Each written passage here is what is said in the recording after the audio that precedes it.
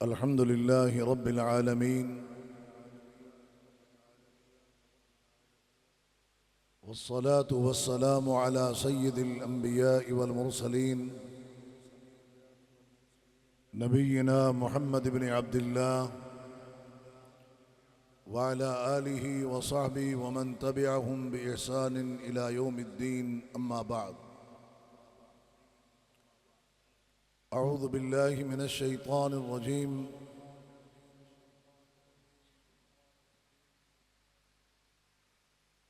من عمل صالحا من ذكر أو أنثى وهو مؤمن فلنحيينه حياة طيبة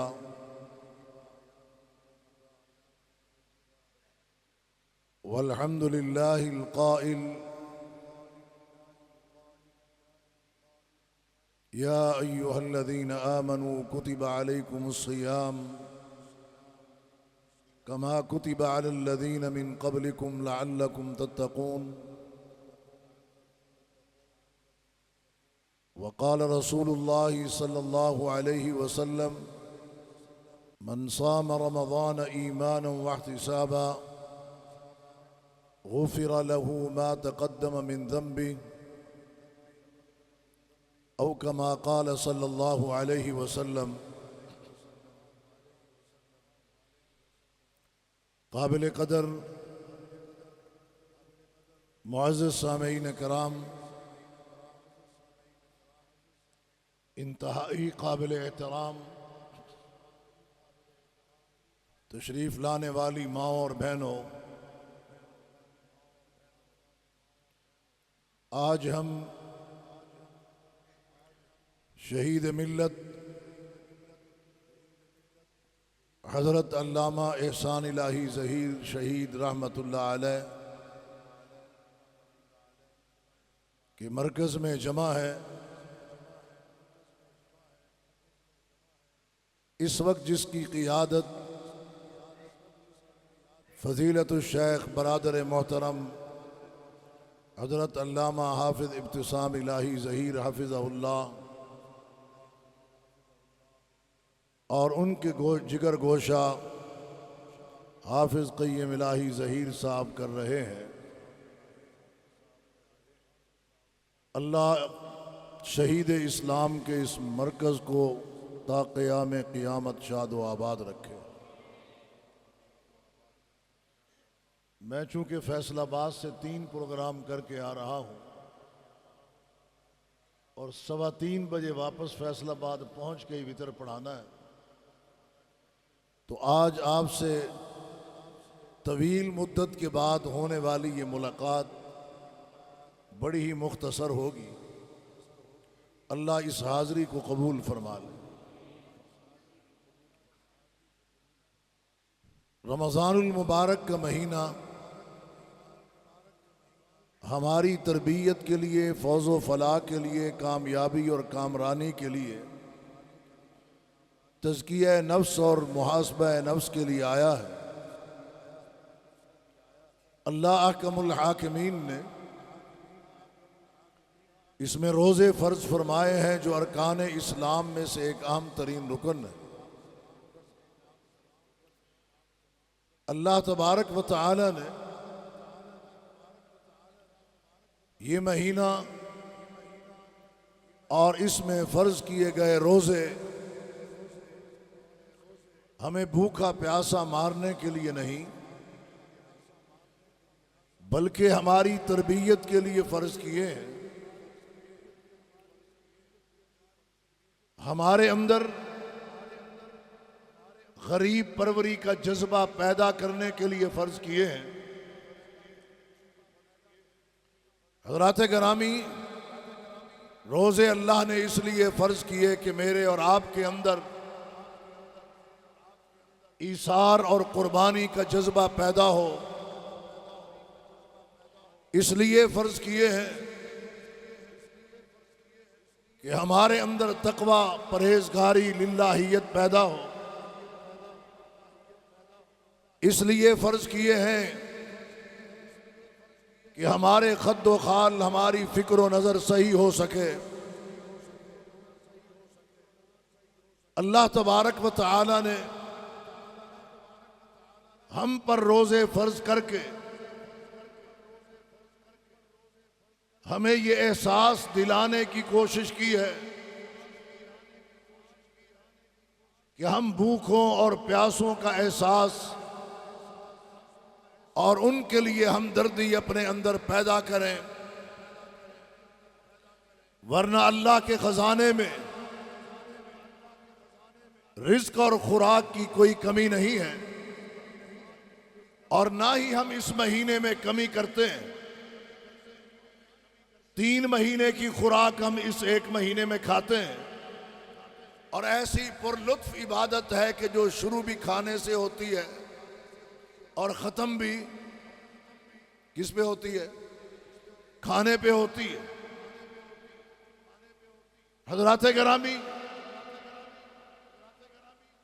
یہ ایک عظیم عبادت اللہ نے اسے پرلطف ہمارے لیے بنایا ہے، لیکن اس میں سبق بھی ہے کہ ہمارے اڑوس پڑوس میں بھوکا اور پیاسا رہنے والا، اس کے لیے ہم نے کیا کیا ہے یا کیا کرنے کا عزم کیا ہے۔ ہمارے محلے علاقے میں اور ہمارے اڑوس پڑوس میں رہنے والی غریب آبادی، ان کے لیے ہمارے کیا احساسات اور کیا جذبات ہیں؟ کیا ہمارے اندر ایثار اور قربانی کا جذبہ بھی پیدا ہوا یا نہیں ہوا؟ اللہ تبارک و تعالی نے ہم پر روزے اس لیے فرض کیے لعلکم تتقون، تاکہ تم متقی بن جاؤ، اللہ کا ڈر، اللہ کا خوف ہمارے اندر پیدا ہو جائے۔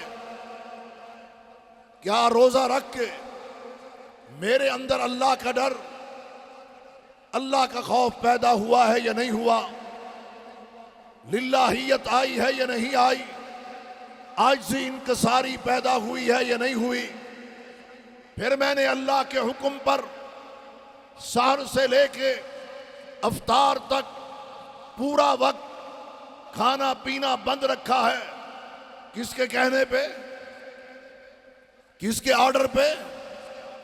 کیا اس اللہ کے آرڈر پہ میں نے حرام بھی کھانا چھوڑا ہے یا نہیں؟ سود کھانا چھوڑا ہے یا نہیں؟ رشوت کا مال کھانا چھوڑا ہے یا نہیں؟ نوسر بازی، 2 نمبری، دغا بازی، فریب اور فراڈ، ملاوٹ کر کے کمایا ہوا مال، جھوٹ بول کے اور جھوٹی قسمیں اٹھا کے اپنی کمائی کو چھوڑا ہے یا نہیں چھوڑا؟ حضرات گرامی، اگر میں نے اسے چھوڑ دیا، میں کامیاب و کامران ہو گیا۔ فزت ورب الکعبہ، رب کعبہ کی قسم ہے، پھر میں کامیاب ہوں، پھر میں کامران ہوں۔ اور اگر میں نے تمام تر اخلاقی، اعتقادی، معاشی، معاشرتی برائیوں کو ترک نہیں کیا، تو پھر یہ بات یاد رکھیے، امام کائنات نے فرما دیا تھا من لم یدع قول الزور والعمل به فلیس للہ حاجہ فی ان یدع طعامہ و شرابہ۔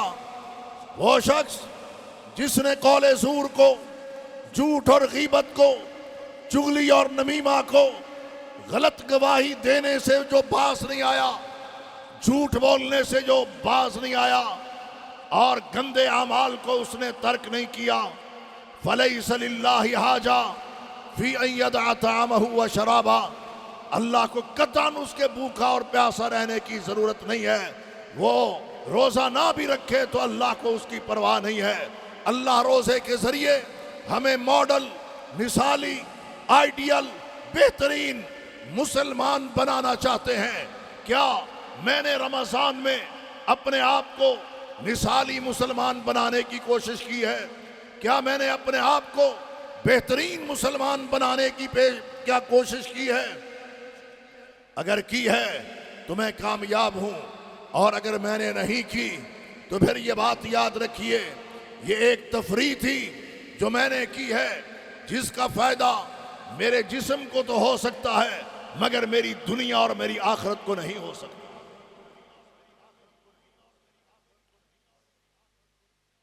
دیکھنا یہ ہے، مجھے اپنے گریبان میں جھانکنا ہے، کیونکہ اس وقت میں پوری مجلس میں سب سے اونچی جگہ پہ بیٹھا ہوں، آپ کے سامنے ہوں اور نمایاں ہوں۔ کیا میں نے اپنی اس مہینے میں تربیت کی ہے، اصلاح کی ہے، اپنے اندر بہتری لایا ہوں؟ نمازوں کی سستیاں تھی تو کیا ختم کی ہیں؟ میں ایک عرصے سے اگر گناہوں کا ارتکاب کر رہا تھا تو کیا میں نے ان کو ترک کیا ہے؟ اگر کر دیا تو کامیاب، اور اگر نہیں کیا تو پھر میں نے اپنا رمضان ضائع کر دیا۔ حضرات گرامی، یہ بات یاد رکھیے، رب العالمین نے فرما دیا کہ جو کوئی شخص من عمل صالحا من ذکر او انثى وهو مؤمن فلنحيينه حیاتا طیبہ، اگر ہم حیات طیبہ چاہتے ہیں، پاکیزہ زندگی، بہترین زندگی، ماڈل مثالی زندگی، تو پھر ایمان کی بنیاد پر نیک اعمال کرنے ہوں گے۔ من عمل صالحا من ذکر او انثى، کوئی مرد ہے یا عورت، اور اس کو کیا کرنا چاہیے؟ ایمان کی بنیاد پر نیک اعمال، ایمان کی بنیاد پر اچھائیاں، اور ایمان کی بنیاد پر اچھے اعمال، اور اپنا محاسبہ۔ ہر وہ حدیث جو رمضان کے حوالے سے آئی ہے اس کا تعلق صیام سے ہے یا قیام سے ہے؟ ابتدا کہاں سے ہوتی ہے؟ من صام رمضان ایمانا واحتسابا، جو رمضان کے روزے ایمان کی بنیاد پر اور احتساب کی غرض و غایت سے رکھتا ہے، غفر له ما تقدم من ذنبی، عرش والا رب اس کے سارے پچھلے گناہوں پہ لکیر پھیر دیتا ہے۔ بیٹے کو باز کریں یار، یہ تو معاملہ ہے صیام کا۔ بات اگر قیام کی آتی ہے تو پھر من قام رمضان ایمانا واحتسابا، جس نے رمضان کا قیام کیا، بیس و بنیاد کیا ہے؟ ایمان اور عقیدہ ہے، ایمانا واحتسابا، اور اس نے اپنا احتساب کیا، اپنے آپ کو جھنجھوڑا، اپنی غلطیوں پہ نگاہ ڈالی، غفر له ما تقدم من ذنبی، اس کے بھی سارے پچھلے گناہ رب معاف کر دیتا ہے۔ اور اگر تاک رات مل گئی، اور تاک رات میں قدر کی رات مل گئی، انا انزلناہ فی لیلۃ القدر، اور وہ رات مل گئی کہ انا انزلناہ فی لیلۃ مبارکہ، برکتوں والی رات، فضیلتوں والی رات، عظمتوں والی رات، 1000 مہینے کی راتوں سے بہتر رات، جبریل امین اور فرشتوں کا اس رات میں اترنا، یہ عظمت والی رات، جس کو اس رات کا قیام مل گیا۔ لیکن ملا کس بنیاد پہ؟ من قام لیلۃ القدر ایمانا واحتسابا، جس نے قدر کی رات کا قیام کر لیا۔ 3 پہلے گزر چکی ہیں، پتہ نہیں ان میں سے قدر کی رات کون سی تھی، اور آج چوتھی رات 27ویں گزر رہی ہے۔ اللہ کرے یہی رات ہو اور مجھے اور آپ کو عبادت کی توفیق مل جائے، قیام کی توفیق مل جائے۔ اور ایک باقی ہے، ممکن ہے کہ وہ بھی ہو، پہلی 4 نہ ہو، لیکن جس نے اس رات قیام کیا، غفر له ما تقدم من ذنبی، زندگی کے ظاہری اور باطنی، چھوٹے اور بڑے، داخلی اور خارجی، اعلانیہ اور پوشیدہ، جتنے بھی گناہ ہیں، یہاں تک کہ اللہ کے بندے، تیرے وہ گناہ جو تجھے معلوم نہیں، تیرے رب کو معلوم ہے، عرش والا رب ان پر بھی قلم پھیر دے۔ شیطان کہتا ہے کہ یار 70 سال تیری عمر ہو گئی، اب تو معافیاں مانگ رہا ہے، قدر کی رات میں کھڑا ہو کے قیام کر رہا ہے، تو کہہ رہا ہے کہ رب اغفر لی، رب اغفر لی، اللہ مجھے معاف فرما دے، تیرے گناہ معاف بھی ہو گئے، تو تو ذرا یہ تو بتا، بیلنس تو تیرا پھر بھی 0-0 ہوگا، نیکی کی تو تیرے پاس پھر بھی کوئی نہیں ہوگی۔ یہ بات شیطان کی، یہ وسوسہ شیطان کا، لیکن میں آپ کو بات رب رحمان کی بتانا چاہتا ہوں۔ فَأُولَئِكَ يُبَدِّلُ اللَّهُ سَيِّئَاتِهِمْ حَسَنَاتٍ، عرش والا رب کہتا ہے معافی تو مانگ، تیری زندگی بھر کی خطاؤں کو معاف نہیں کروں گا بلکہ سب کو نیکیوں میں تبدیل کر کے رکھوں گا۔ حضرات گرامی، یہ مہینہ ہماری تربیت کے لیے آیا۔ کتنے دن باقی رہ گئے؟ کتنے دن رہ گئے؟ یا 3 یا 4؟ کیا مغفرت کے دروازے بند ہو گئے؟ سر نہ ہلائیے۔ مغفرت کے دروازے بند ہو گئے، بخشش کے دروازے کلوز ہو گئے، اور یہی تو مہینہ ہے۔ اذا دخل رمضان فتحت ابواب الجنہ، ہر ادنا و اعلیٰ، امیر و غریب، مرد و عورت، بوڑھے بچے جوان، عربی اور عجمی کے لیے عرش والے رب نے جنت کے دروازے کھول دیے ہیں، آؤ داخل ہو جاؤ۔ جہنم کے دروازے بند ہیں، کوئی جانا بھی چاہے تو نہیں جا سکتا، شیطان جکڑے ہوئے، آفر اوپن ہے، آؤ جنت کی طرف آؤ، تاخیر نہ کرو، لیٹ نہ کرو۔ سارعوا الى مغفرۃ من ربکم وجنۃ عرضها السماوات والارض اعدت للمتقین۔ تاخیر کس بات کی؟ جلدی کرنے کی ضرورت ہے، آگے بڑھنے کی ضرورت ہے، کچھ کرنے اور کر گزرنے کی ضرورت ہے۔ اس میں اللہ کے بندو تاخیر سے کام نہیں لینا۔ رمضان کے اندر جتنے بھی اعمال ہیں، وہ رات کا قیام ہے یا دن کا صیام ہے، توبہ و استغفار ہے یا اپیل و التجا اور دعا ہے، وہ رمضان کے اندر کی جانے والی دیگر دعائیں ہیں، توبہ و استغفار ہے، یہ اس کے ساتھ ساتھ اللہ اکبر و کبیرہ اس مہینے کا اعتکاف ہے، اور اسی طریقے سے اللہ کی راہ میں صدقہ و خیرات ہے۔ کسی بھی عمل سے پیچھے نہیں رہنا، سستی نہیں کرنی۔ جس نے پچھلے 26 نہیں رکھے، اللہ سے ڈر جائے، جو باقی 3 ہیں 4 ہیں یہ رکھ لے، اور باقیوں کی قضائی بعد میں دے دے۔ مہینہ رمضان کا ہوتا ہے، مسلمان روزے نہیں رکھتا۔ مہینہ رمضان کا ہے، توبہ استغفار نہیں کرتا۔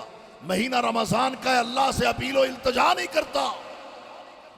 اور تو رب سے نہیں مانگتا تو اور کس سے مانگے گا؟ ذرا بتا تو صحیح۔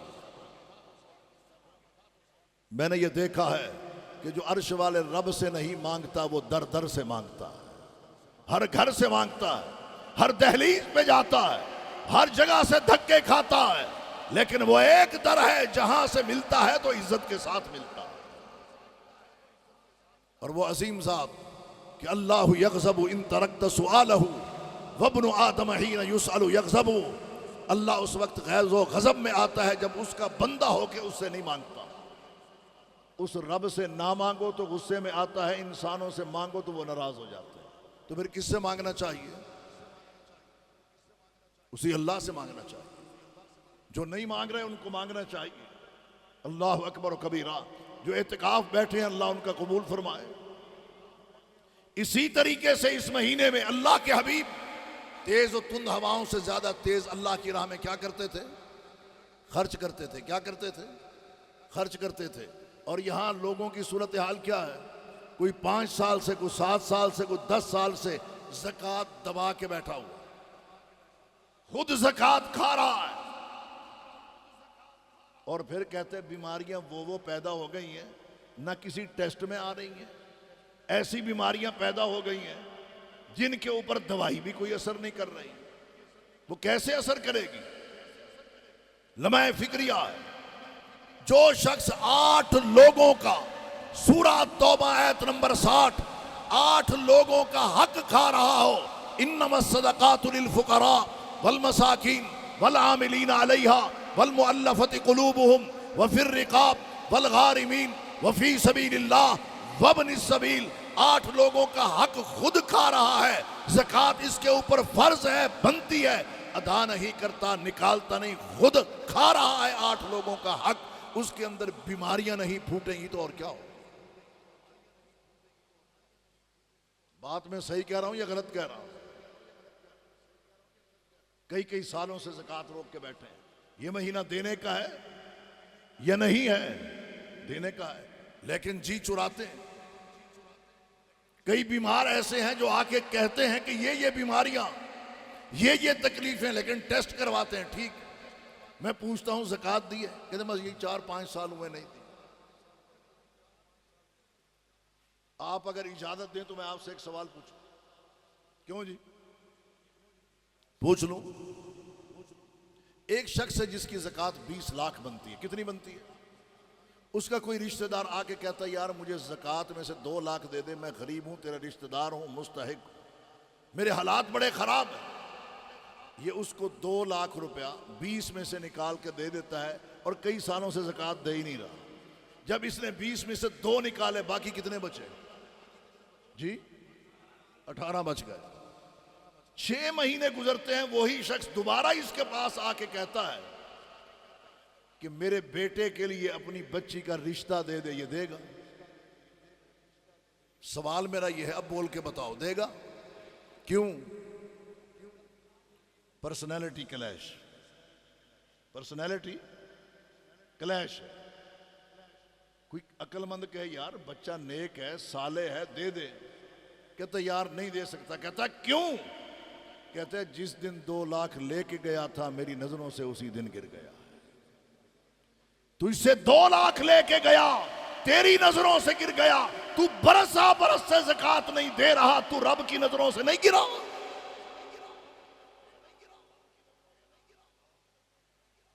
انسان کی نظروں سے گرے کھڑا ہو جاتا ہے، جو رب کی نظروں سے گر جائے وہ کبھی کھڑا ہو ہی نہیں سکتا۔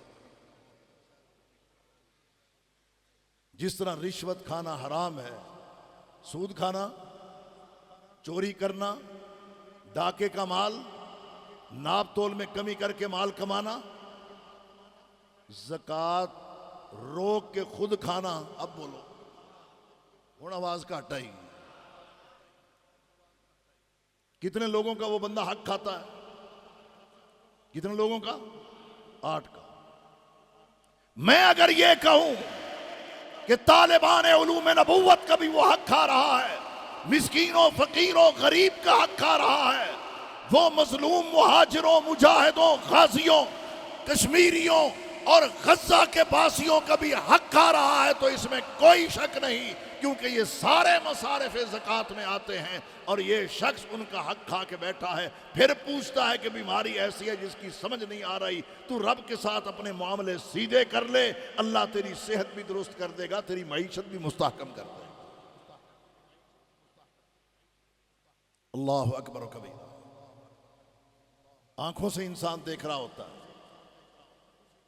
مجھے ایک صاحب کہنے لگے کہ میرے جسم میں تکلیف ہے، شدید خارش ہے، خون بہتا ہے۔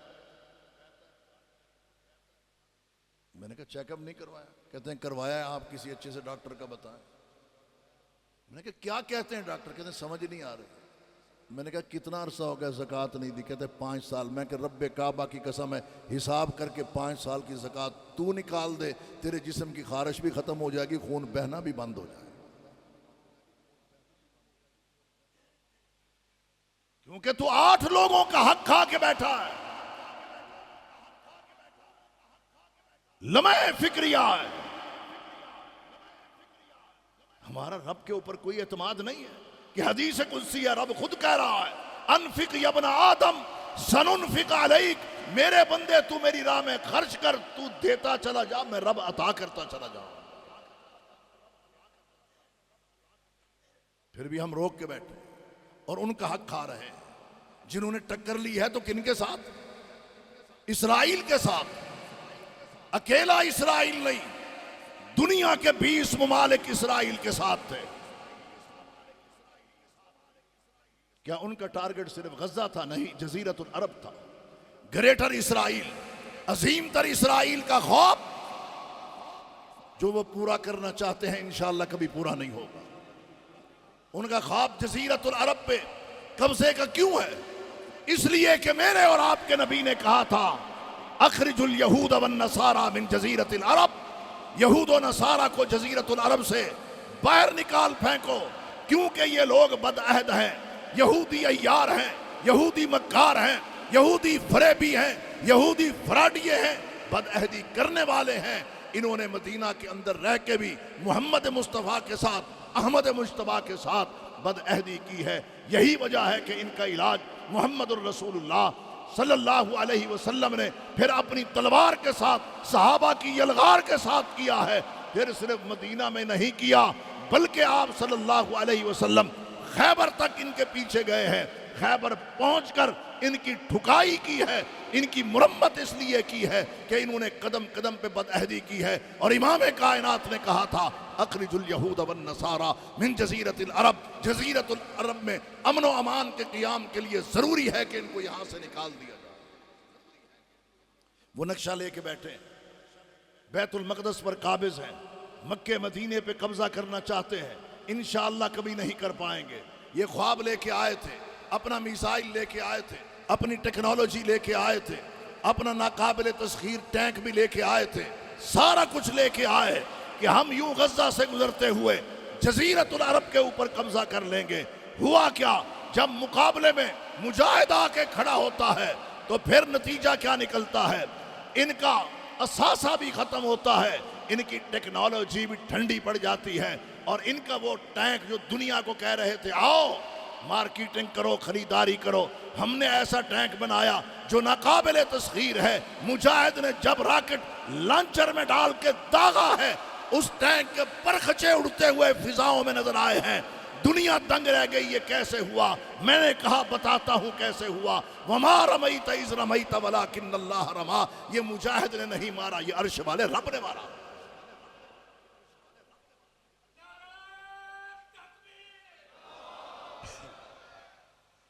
یہ رب نے مارا۔ اور آپ نے یہ دیکھا کہ رمضان کے اندر انہوں نے ظالموں نے بد عہدی کی ہے۔ ان کی ڈیمانڈ پہ، ان کے اصرار پر امریکہ، مصر، قطر کی ضمانت پہ جنگ بندی کی گئی۔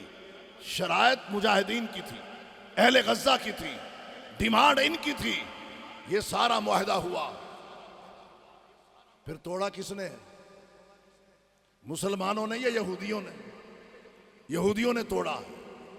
مسلم قیادت، مجاہد قیادت کو شہید کیا۔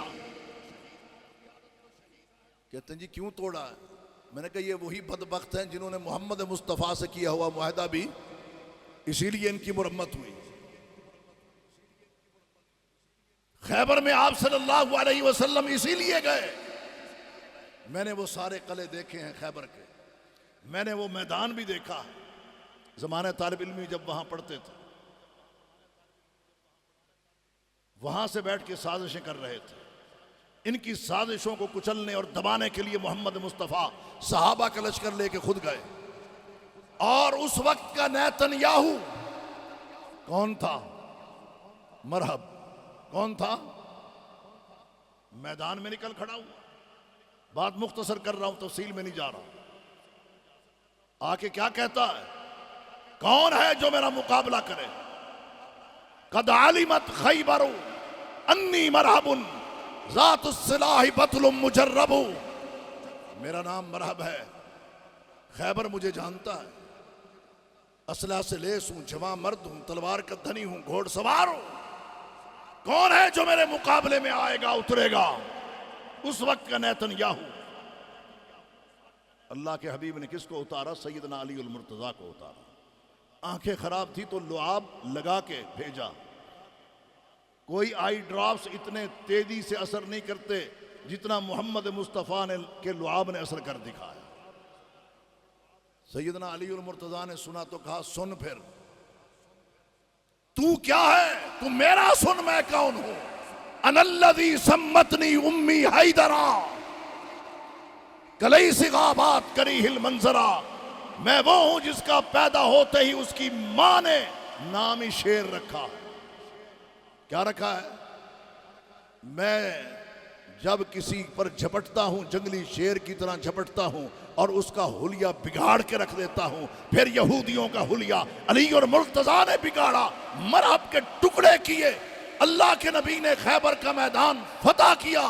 اخرج الیہود والنصارى من جزیرۃ العرب، زکوٰۃ روک کے خود کھانے والوں، یہ بات یاد رکھنا، کائنات کے اس وقت عظیم ترین لوگ غزہ کے مجاہد ان کا بھی حق کھایا جا رہا ہے، مہاجروں کا حق بھی کھایا جا رہا ہے، غازیوں کا حق بھی کھایا جا رہا ہے۔ ایسے پرعظیمت لوگوں کے ساتھ کھڑے ہونا بھی انسان کے لیے باعث عزت و شرف ہے۔ رب میرے اور آپ کے عزت و شرف میں اضافہ فرمائے، اور یہ عمل جہاد فی سبیل اللہ کا عمل جس کی برابری کائنات کا کوئی عمل نہیں کر سکتا، اگر کر سکتا ہوتا تو اللہ کے نبی بتا دیتے اس وقت کہ جب صحابی رسول نے کہا تھا دلنی علی عملی یعدل الجہاد، مجھے کوئی ایسا عمل بتا دیجئے جو جہاد کی برابری کرنے والا ہو۔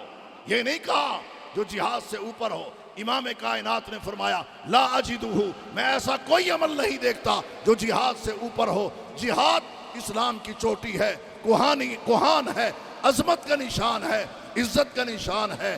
جو اس کو اپنا لیتا ہے رب اس کو دنیا میں عزت دیتا ہے۔ کیوں؟ لا عزت الا بالجہاد، نہیں ہے عزت مگر جہاد فی سبیل اللہ میں۔ جہاد کا علم اہل غزہ نے اٹھایا ہے۔ وہ اسرائیل جو پورے جزیرت العرب پہ قبضہ کرنا چاہتا تھا، ایسی سٹی گم ہوئی کہ غزہ کا بارڈر ہی کراس نہیں کر سکتا۔ ذلت ہوئی، رسوائی ہوئی، زوال ملا، پریشانی ہوئی، پشیمانی اس کو ہوئی اور ہوگی، اور انشاءاللہ وہ وقت قریب ہے جب درخت بھی بولیں گے، پتھر بھی بولیں گے مسلمان میرے پیچھے یہودی چھپا ہے، تو اس کی مرمت کر، تو اس کی طبیعت صاف کر، تو اس کا سر قلم کر۔ انشاءاللہ وہ وقت قریب ہے، وہ وقت دور نہیں۔ اللہ رب العالمین سے یہ دعا ہے کہ رب کائنات مجھے اور آپ کو صحیح اسلام کا فہم نصیب فرمائے اور اس مہینے کی برکات سمیٹنے کی توفیق عطا فرمائے۔